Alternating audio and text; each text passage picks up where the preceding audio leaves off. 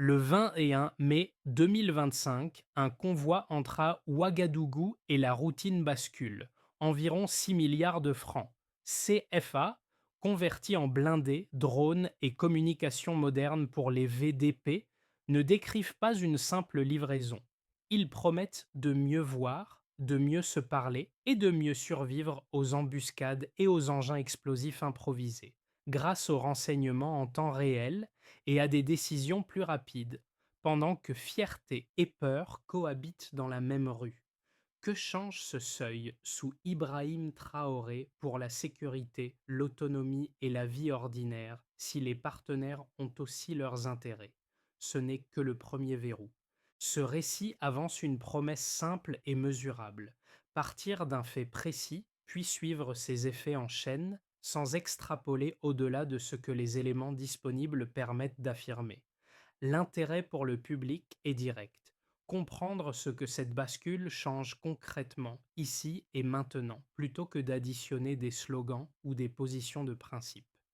Le bénéfice attendu tient en peu de mots: mieux protéger, mieux décider, mieux durer, dans un environnement où l'incertitude pèse encore sur chaque déplacement et chaque choix collectif. Les enjeux se déploient sur trois plans imbriqués.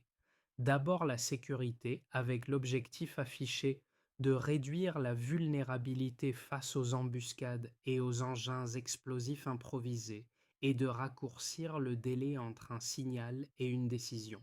Ensuite, l'autonomie politique, car le refus d'une aide conditionnelle et la diversification des partenariats posent une question de cohérence entre discours et contraintes réelles.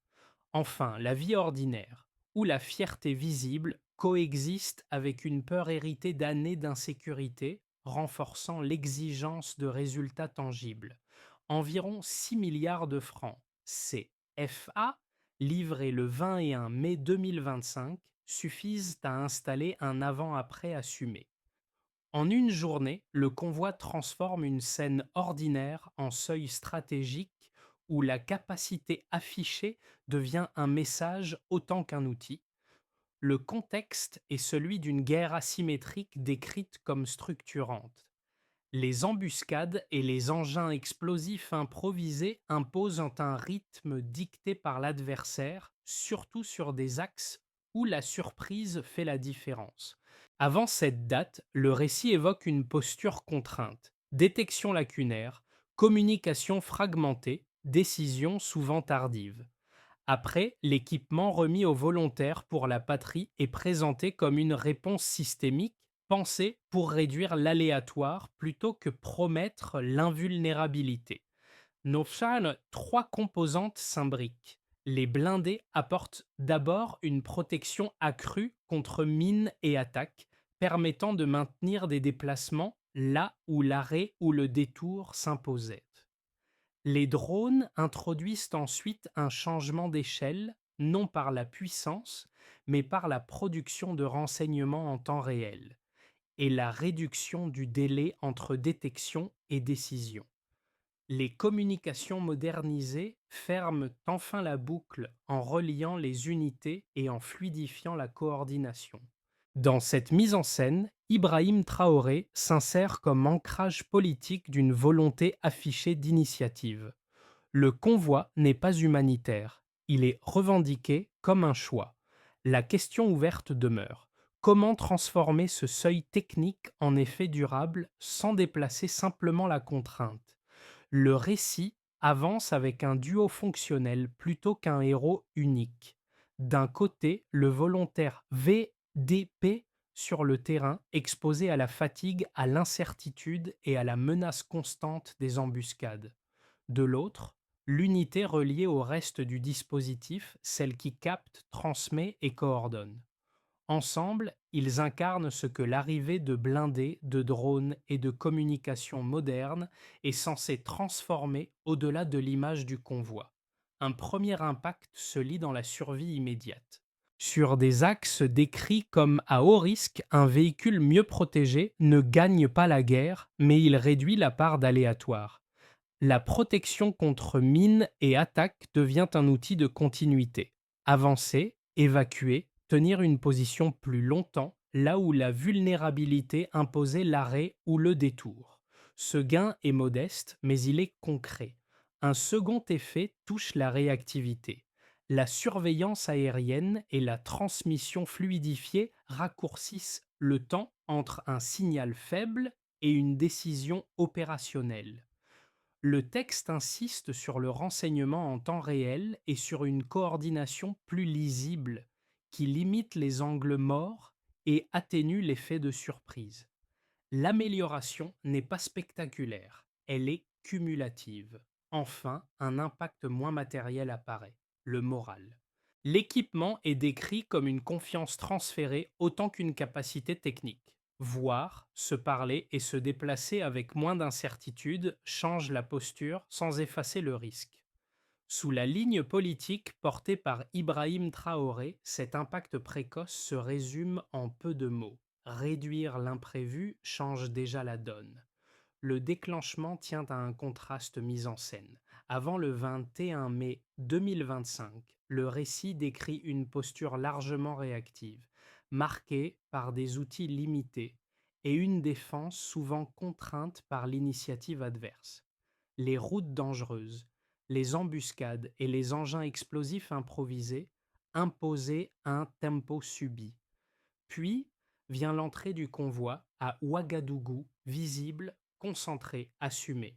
Des blindés, des drones et des systèmes de communication modernes sont remis aux volontaires pour la patrie en une seule séquence. L'événement n'est pas présenté comme une aide de circonstance, mais comme un choix. La scène publique sert de bascule narrative. Elle fixe un avant-après lisible sans multiplier les chiffres ni les promesses. Le point culminant se construit par couches successives. Les blindés occupent d'abord le premier plan. Ils répondent à des menaces décrites comme immédiates, mines, embuscades, axes exposés. Leur rôle est double, physique en offrant une meilleure protection et une continuité de mouvement là où la vulnérabilité imposait l'arrêt, psychologique en réduisant la sensation d'improvisation permanente. Viennent ensuite les drones qui déplacent le centre de gravité de la réaction vers l'anticipation. Le texte insiste sur la surveillance de vastes zones et sur la production de renseignements en temps réel, non comme une promesse de domination, mais comme un moyen de réduire le délai entre détection et décision. Enfin, les communications modernisées ferment la boucle. Elles relient les unités, fluidifient la chaîne de commandement et rendent possible des ajustements plus rapides sans promettre l'invulnérabilité. Autour de ce cœur technique, la séquence prend une dimension symbolique. Le passage du convoi dans les rues poussiéreuses devient un moment de visibilité nationale. Les habitants sont décrits comme témoins d'un tournant où fierté et peur coexistent. L'image n'efface pas l'insécurité accumulée, mais elle modifie la perception collective de la capacité et de la volonté d'agir. Dans cette mise en scène, associée à la ligne portée par Ibrahim Traoré, la bascule n'est pas humanitaire, elle est politique. Elle conteste une relation jugée inégale avec certaines aides conditionnelles et met en avant des partenariats alternatifs présentés comme des leviers d'autodétermination. Viennent alors les répliques. Le récit introduit une tension stratégique qui prolonge l'événement au-delà de la journée. Les partenaires évoqués ont aussi leurs intérêts, et la question du long terme s'impose. Comment renforcer la défense sans déplacer la dépendance? Comment préserver l'initiative sans importer de nouvelles contraintes? Le texte mentionne des avertissements et des inquiétudes externes, suggérant que la visibilité du choix peut entraîner des réactions plus dures au moment même où l'État investit dans sa sécurité. Ainsi, la séquence cesse d'être une simple livraison. Elle devient un test en trois temps: capacité militaire, cohérence politique et coût réel de l'autonomie. Le déclenchement fixe le seuil, le point culminant expose la promesse et les répliques ouvrent le débat. Le avant-après n'est pas seulement technique, il engage une trajectoire qui devra être tenue dans la durée. Avant le 21 mai 2025, la défense est décrite comme plus fragmentée. Après cette date, elle se présente comme un système couplé. Ce passage du diffus au concentré constitue le delta central que le récit choisit de documenter avec peu de chiffres, mais des repères clairs. Le premier repère est un montant, environ 6 milliards de francs. CFA, livrés en une seule journée, sont présentés comme une rupture psychologique autant qu'opérationnelle. Le texte ne compare pas cette somme à un budget annuel ni à des moyennes passées. Il insiste sur l'effet de seuil. Une masse visible concentrée modifie la perception collective de la capacité et de la volonté d'agir. Avant, l'aide apparaissait morcelée et diluée. Après, elle devient un bloc lisible interprété comme une déclaration stratégique. L'explication est simple. La concentration rend l'engagement tangible, même sans tableau comparatif. Le deuxième repère est une date. Le 21 mai 2025 sert de frontière narrative. Avant cette date, la posture est décrite comme largement réactive, contrainte par une détection lacunaire et des communications fragmentées. Après, blindés, drones et communications modernes sont intégrés dans une logique de système. La datation fixe un avant-après assumé sans multiplier les marqueurs temporels. Elle permet de lire le changement comme une transition de posture de la réaction tardive vers l'initiative recherchée. Le troisième repère est une fonction, plus qu'un chiffre. Les drones sont présentés comme un changement d'échelle parce qu'ils produisent du renseignement en temps réel et réduisent le délai entre détection et décision. Aucune surface surveillée ni durée de vol n'est chiffrée. Le récit privilégie un indicateur fonctionnel, la continuité de la veille. Le delta se lit ainsi. Avant, la détection était tardive et discontinue. Après, elle devient plus régulière, ce qui limite le temps mort entre signal et arbitrage. La valeur n'est pas dans un pourcentage, mais dans la réduction du délai. À partir de ces trois points, le texte décrit une transition cohérente. Avant, il suggère véhicules vulnérables aux mines, mobilité limitée, doctrine réactive. Après, il met en avant blindés offrant une meilleure protection, drones assurant une veille aérienne, réseaux modernisés reliant les unités et décisions ajustées plus rapidement. Le changement n'est pas présenté comme une accumulation de moyens, mais comme un couplage entre protection, vision et coordination. Trois effets concrets en découlent. D'abord la survie, avec une exposition immédiate réduite face aux engins explosifs improvisés. Ensuite la réactivité, car le renseignement aérien raccourcit le chemin entre alerte et action. Enfin, la cohérence puisque les communications fluidifiées limitent les erreurs et l'effet de surprise. Chaque effet est accompagné d'une phrase d'explication simple, sans promesse d'invulnérabilité. Dans cette lecture volontairement sobre, la dimension politique apparaît en filigrane. Sous la ligne portée par Ibrahim Traoré, le montant, la date et la fonction deviennent des arguments de souveraineté affichés plutôt que des statistiques détaillées. Le récit assume cette économie de chiffres. Il préfère des gradients fonctionnels à des démonstrations comptables et laisse la question ouverte. Ces repères suffisent-ils à soutenir durablement une posture plus anticipatrice? Les partisans de la bascule avancent d'abord un argument opérationnel cohérent. Moderniser vite et visiblement la défense réduirait la vulnérabilité face aux embuscades et aux engins explosifs improvisés. Les blindés sont décrits comme une protection immédiate sur les axes à risque, les drones comme un multiplicateur de surveillance et les communications comme la condition d'une coordination plus précise. Dans cette lecture, l'effet n'est ni spectaculaire ni décisif à lui seul. Il est cumulatif. Moins d'angles morts, des décisions plus rapides et une capacité accrue à reprendre l'initiative locale suffiraient donc déjà à modifier le rapport au terrain, sans promettre une victoire totale. Un second argument, politique celui-là, complète le premier. Refuser une aide conditionnelle et diversifier les partenariats redonnerait une marge de décision plus concrète qu'un discours abstrait.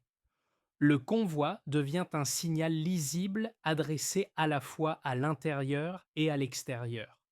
Le pays n'attend plus d'être sauvé, il choisit. La visibilité de l'équipement concentré et assumé est interprétée comme une affirmation d'autodétermination en cohérence avec la ligne portée sous Ibrahim Traoré.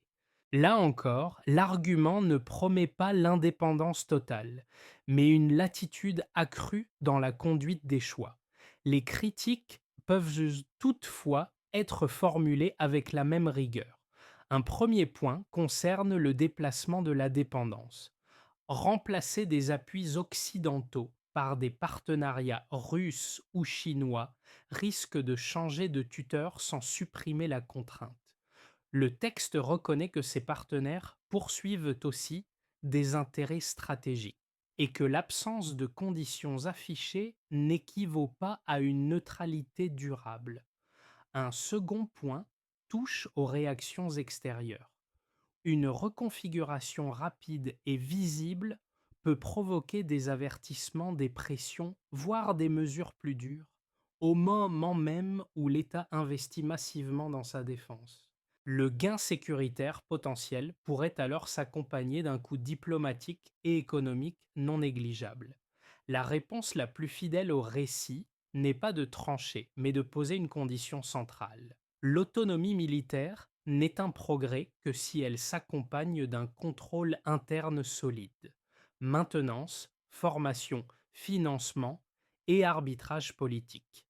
Autrement dit, la diversification n'est bénéfique que si elle reste maîtrisée. Le débat ne porte donc pas sur l'utilité des blindés ou des drones, mais sur la capacité à les intégrer sans qu'ils dictent la trajectoire. À mi-parcours, le récit opère un déplacement net. Jusqu'ici, l'attention portait sur les blindés, les drones et les communications comme des réponses techniques à des menaces concrètes. Désormais, la focale change, la bascule n'est pas seulement matérielle, elle est organisationnelle. Les équipements comptent parce qu'ils obligent à coordonner, à décider plus vite et à assumer publiquement une ligne. Ils ouvrent un espace de décision qui n'existait pas de la même manière auparavant. Cette révélation reconfigure la lecture des sections précédentes. La question centrale cesse d'être: avons-nous plus de moyens pour devenir qui tient le cadre quand les moyens arrivent? Les communications modernisées ferment la boucle entre information et arbitrage, mais elles exposent aussi la chaîne de commandement à un test permanent de cohérence. Voir plus tôt n'a de sens que si la décision suit, sans délai ni contradiction. Sinon, l'avantage technique s'érode rapidement. C'est ici que la figure d'Ibrahim Traoré revient comme charnière politique. Elle relie le geste militaire à une stratégie plus large. Refuser l'aide conditionnelle, afficher l'autodétermination et accepter la visibilité internationale qui en découle. Le texte suggère que cette visibilité est à la fois un levier et un prix. Plus la posture est lisible, plus elle attire l'attention, les attentes et les pressions. La révélation médiane est donc exigeante. Les équipements ne garantissent rien par eux-mêmes. Ils déplacent la responsabilité. Tout l'enjeu devient la capacité à tenir l'équilibre entre appui utile et influence potentielle, entre vitesse décisionnelle et contrôle politique. À partir de ce point, la question n'est plus technique. Elle devient structurelle et la suite du récit s'y accroche. Pour l'État, la conséquence la plus immédiate est un déplacement de posture. La promesse opérationnelle est répétée sans emphase. Mieux protéger, mieux voir, mieux coordonner. Les blindés sont décrits comme un moyen de réduire le risque immédiat sur des axes exposés aux mines et aux embuscades, ce qui permet de maintenir des déplacements là où l'arrêt ou le détour s'imposait auparavant. Les drones déplacent l'effort vers l'anticipation en offrant une veille plus continue. Les communications modernisées relient ces capacités et rendent l'exécution plus cohérente. Sur le plan politique, l'événement sert aussi de signal. Sous Ibrahim Traoré, l'État affirme qu'il ne veut plus dépendre d'une aide assortie de conditions et qu'il assume le choix de ses partenariats. Pour les entreprises, l'impact est indirect mais central. Le texte ne détaille pas les secteurs, mais il suggère un mécanisme lisible. Si la sécurité se stabilise, même partiellement, les flux deviennent plus prévisibles. Moins d'incertitudes sur les routes et dans certaines zones à risque signifie davantage de continuité dans l'activité, donc un environnement un peu plus lisible pour investir, produire et transporter. En contrepartie, la reconfiguration géopolitique introduit un risque nouveau. Des critiques, des avertissements, voire des réactions extérieures plus dures peuvent compliquer l'accès à certains marchés ou circuits de financement. Le gain sécuritaire potentiel s'accompagne ainsi d'un coût diplomatique possible que les acteurs économiques doivent intégrer. Pour les citoyens, les effets se déploient sur deux registres qui coexistent. D'un côté, la protection et le moral. Voir des blindés et des drones est raconté comme une restauration de fierté, l'idée que le pays se tient sur ses deux pieds. Cette perception peut réduire la peur diffuse qui accompagne les déplacements et la vie quotidienne. De l'autre côté, le récit rappelle que la guerre asymétrique ne disparaît pas par décret. La modernisation promet une capacité accrue, mais elle n'efface ni la fatigue accumulée, ni l'attente de résultats concrets. Si la force est affichée, l'exigence de sécurité durable devient plus forte. Pour le voisinage régional, enfin, l'événement s'inscrit dans une dynamique plus large. Le texte suggère un possible effet d'entraînement, un modèle d'autodétermination que d'autres pays pourraient observer, voire imiter. Mais il introduit aussi un dilemme. Plus l'influence de nouveaux partenaires grandit, plus la région devient un espace de compétition stratégique. L'équilibre dépendra alors de la capacité à coopérer sans importer des rivalités qui dépassent le terrain local. Ainsi, les conséquences varient selon les acteurs et les horizons. Sous Ibrahim Traoré, la bascule crée un potentiel différencié. Sa traduction concrète dépendra de la manière dont ces quatre groupes verront leurs contraintes réellement évoluer. À partir du même point de départ, un convoi visible, des capacités renforcées et une ligne d'autonomie affichée, le récit permet d'envisager trois trajectoires plausibles sans prétendre prédire. Chacune repose sur une condition dominante et chacune éclaire un risque distinct. Dans un scénario de base, la modernisation produit des gains tactiques partiels mais réels. Les blindés réduisent certains risques immédiats sur les axes les plus exposés. Les drones améliorent la surveillance et les communications rendent la coordination plus régulière. L'environnement reste toutefois instable, car l'adversaire s'adapte et les contraintes logistiques persistent. Sur le plan international, les partenariats non occidentaux se consolident de manière pragmatique, tandis que les critiques extérieures demeurent sans basculer en rupture ouverte. Si les capacités sont entretenues et intégrées sans surcharge, alors l'État gagne en réactivité sans transformer l'équilibre général. Dans un scénario favorable, le système décrit commence à fonctionner comme un tout cohérent. Le renseignement en temps réel réduit davantage l'effet de surprise. Les décisions sont plus rapides et certaines zones ressentent une baisse mesurable de la peur, même sans pacification complète. Le moral progresse parce que la protection et la coordination donnent un sentiment de maîtrise accrue. Diplomatiquement, les choix sont présentés comme une diversification plutôt qu'une rupture. ce qui limite les réactions hostiles. Si la cohérence interne tient et que l'équilibre des partenariats est préservé, la posture gagne en crédibilité sous Ibrahim Traoré. Dans un scénario dégradé, la montée en puissance crée plus de tension que de stabilité. Les partenaires extérieurs, porteurs d'intérêts propres, obtiennent une influence plus lourde et la dépendance se déplace. Des réactions internationales plus dures surgissent. Avertissements, pressions, possibles sanctions, compliquant l'économie et le financement. Sur le terrain, les gains existent mais sont absorbés par l'adaptation adverse. Si l'appui extérieur finit par dicter le cadre, alors l'autonomie proclamée se fragilise. Une recommandation traverse ces hypothèses, raisonner en conditions plutôt qu'en promesses. Les équipements ouvrent des options. Ils n'en garantissent pas l'issue. La trajectoire dépendra moins de l'arrivée des moyens que de la capacité à garder la main sur les choix, à court comme à moyen terme. Cette séquence ramène le débat à ce qui touche directement le public, sans slogan ni abstraction. Pour un premier groupe centré sur la sécurité, la question est pratique. Les routes deviennent-elles moins dangereuses? Les déplacements sont-ils plus prévisibles? Le récit suggère que la protection accrue et la coordination peuvent réduire certains risques immédiats, en particulier face aux embuscades et aux engins explosifs improvisés. Mais il rappelle aussi que l'adversaire s'adapte. L'amélioration, si elle existe, devra être tenue dans le temps, entretenue et organisée pour ne pas se dissiper après l'effet d'annonce.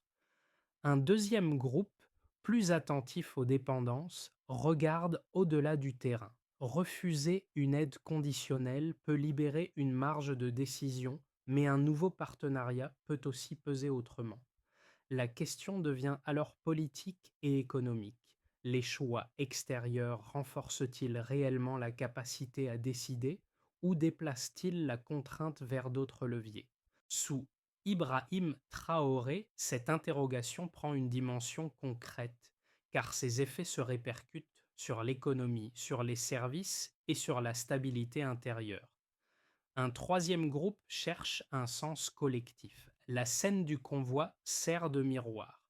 Elle raconte une volonté de se tenir debout, de décider, de ne plus subir. Ce sentiment peut unir et redonner confiance. Mais il crée aussi une exigence accrue. Si l'État affiche une nouvelle force, il doit produire des résultats visibles sans enfermer la société dans une logique uniquement militaire, ni reporter indéfiniment les bénéfices attendus.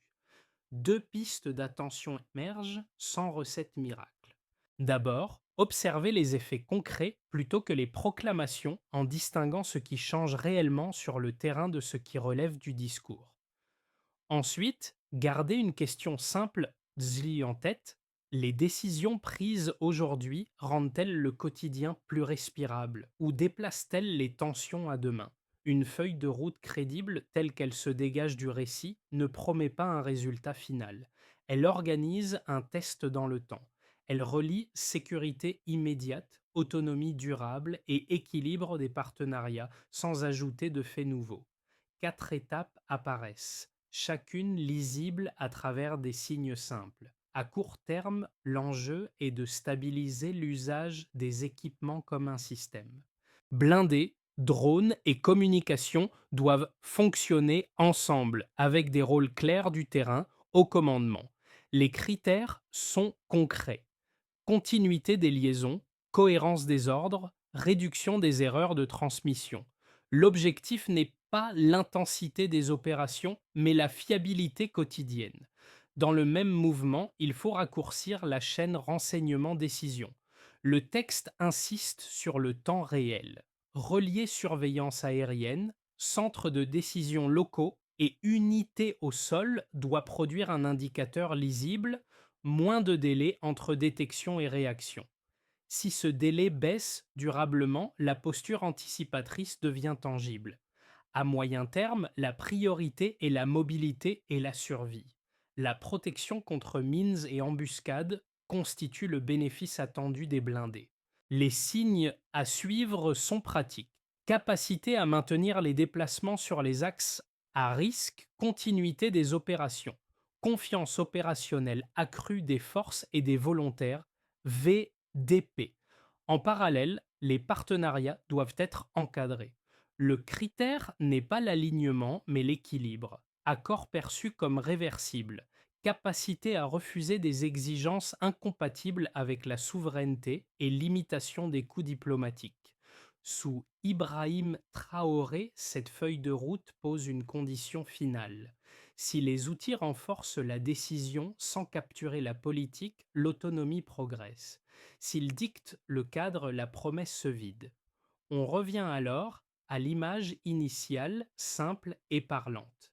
Une matinée ordinaire à Ouagadougou, puis un convoi qui traverse la ville et modifie l'atmosphère sans arrêter le temps. La poussière retombe, les gestes quotidiens reprennent, mais quelque chose a changé dans la perception collective. Les blindés ne sont plus seulement des véhicules, les drones plus seulement des machines, et les communications plus seulement des outils. Ensemble, ils deviennent les signes visibles d'un seuil franchi. Dans le récit, cette scène fait écho au duo évoqué plus tôt, le volontaire exposé sur le terrain et l'unité reliée au reste du dispositif. Ce rappel ferme la boucle. Ce qui était présenté comme une promesse technique se révèle être une épreuve de cohérence. Réduire l'incertitude, même partiellement, modifie la posture.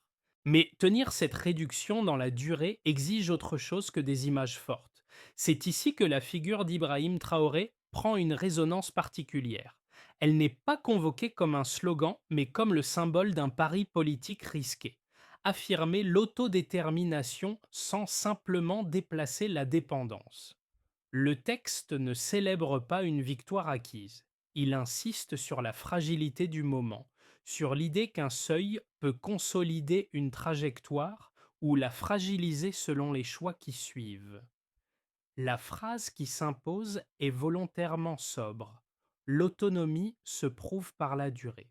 Ce qui comptera désormais, ce ne sont pas les images du convoi, mais la capacité à tenir l'équilibre jour après jour, quand l'attention retombe et que les contraintes réapparaissent. La scène finale n'entend pas clore le débat. Elle ouvre un espace de réflexion collective à distance des slogans et des réflexes. Le récit propose un cadre pour observer, comparer et discuter au moment où la sécurité, l'autonomie et les partenariats deviennent des sujets concrets, visibles, presque quotidiens. Il invite à regarder les effets dans la durée, là où l'attention médiatique retombe et où les contraintes réelles apparaissent. Dans cette perspective, l'enjeu dépasse un convoi ou une date. Il touche à une question plus large. Comment renforcer une défense sans déplacer simplement la contrainte d'un acteur à un autre? Sous Ibrahim Traoré, cette interrogation ne reste pas théorique. Elle se traduit par des choix dont les effets seront mesurables pour l'État, l'économie, les citoyens et l'environnement régional. Observer ces effets demande du temps, de la nuance et une vigilance partagée. L'échange peut rester calme et précis. Quel critère doit primer? Les résultats immédiats sur le terrain, l'équilibre diplomatique ou la solidité économique qui permet de tenir dans le temps? Et si d'autres pays du Sahel suivaient une trajectoire comparable, cela renforcerait-il une autonomie régionale ou déplacerait-il la compétition des puissances vers de nouveaux terrains? La discussion commence là où les symboles s'arrêtent.